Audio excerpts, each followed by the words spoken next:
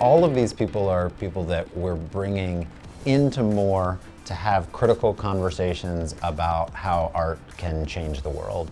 One of the most exciting parts is getting to look out there and find faculty that can support the kinds of students that we want to get into the program. Are people that, on the one hand, are very kind of confident in their abilities as makers and creators, but that they're also people who have a practice that is engaged in the world around them. Some of the kinds of artists that we're bringing on are people that have hybrid kind of identities where maybe they spend half their time working for a neighborhood organization as a community organizer, but then they also spend half their time doing exhibitions in museums. An early assignment I give to the students is having them think about multiple ways of knowing and how they get to know places. Mm-hmm. So I usually ask them to kind of make a historic map of the last place they've lived and how they came to know that place. So I have them both ask themselves that question about what does it mean to get to know a place, and then also the representational question of then how do I articulate that to my peers.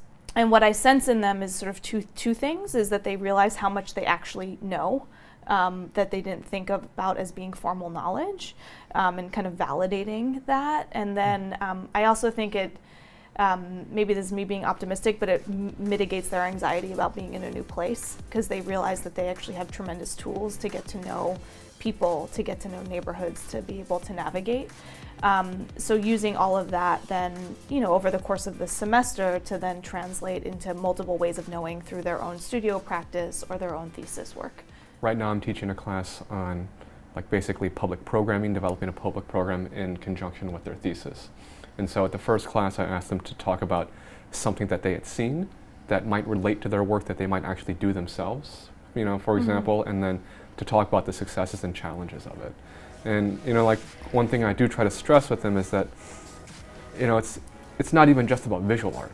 It's about going to go see performances. It's going to go see heritage museums. It's going to go see anything that one might find enriching to their lives. All those things sort of contribute to this cultural being. And then so one term I use with them is being a cultural omnivore, so that they think about all things as important, so not just going to the PMA or just going downstairs to the galleries, all of these things, and how do these things inform the work that they make, then in turn that contributes to the world out there. We think about things in terms of form and material, right? And that isn't bound by any one sort of specific medium, right? So it's not simply a matter of thinking about paint and canvas and substructure and representation and all of that, but that we can simultaneously think about the city in that way, right? That the city can be a form and its policies can be a material, and we can manipulate those things to reform the city or to create new forms of the city. And that's something that's happening at the field at large, and I think a lot of folks, a lot of contemporary artists are thinking about their practice in that way and are describing it in that way. This is why we go out into the city, so we can learn something about it, so that we can come back and we can think about how to manipulate the things that we learned, and then we can take them back out. So then for us as teachers, it's about establishing the conditions that allow students to come to their own conclusions about how to make the things that they want to happen, right? So that we can set the structures that allow them to sort of flourish and come to their own. You mean in the studio or just in the world?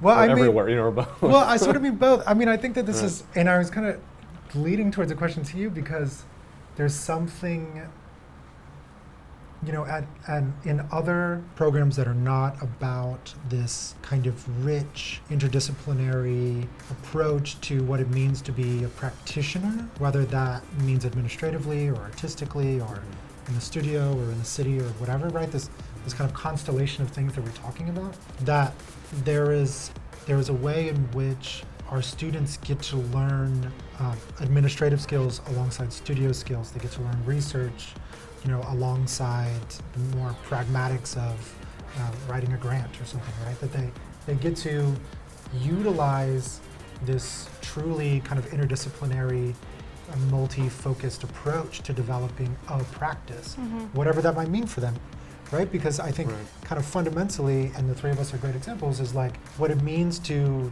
work in the arts, whether you're creating platforms for people to do things or you're populating platforms that people create. It's like you have to have a certain literacy in terms of administration and practice in the studio, I mean specifically. So that there is something about cultivating all of these threads simultaneously, which is why I was going to ask you, because you also have a very interesting trajectory of being trained in one way and then sort of arriving at other disciplines along the way. Yeah, I was going to say the access to the administrative and the aesthetic conversations and the dipping into art history and dipping into sort of urban policy and all of these different things feels very much of the time.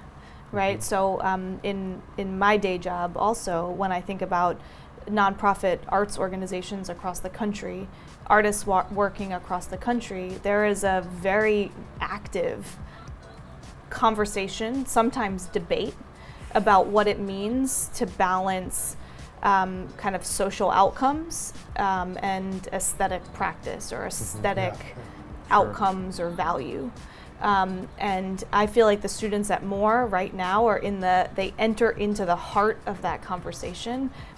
The thing to me that feels really unique about Moore as it relates to other MFA programs or MA programs is the proximity between students and practitioners, students and high-level practitioners and high-level kind of scholars and thinkers on the subject. My students have had amazing access to amazing thinkers and people that are doing work nationally, literally directly touching them, talking to them, interviewing them, introducing them to on a panel, going out to to have a celebratory sort of cocktail after the event. I feel like oftentimes they enter in thinking that they're going to learn how to do this messy thing that we call community practice or studio work or social engagement, and they very quickly recognize that they're the ones that are defining that practice. Sure. I'm a person that's trained actually as a urban planner, someone who thinks about place, right? And the two parts to it, right, are people and environment. So I think that's oftentimes when I talk about place, what I mean is the physicality, and then the kind of, I guess we could call that the hardware, and then the software that is the people, the ideas, the beliefs, the imagination, the emotions that are embedded in a physical space.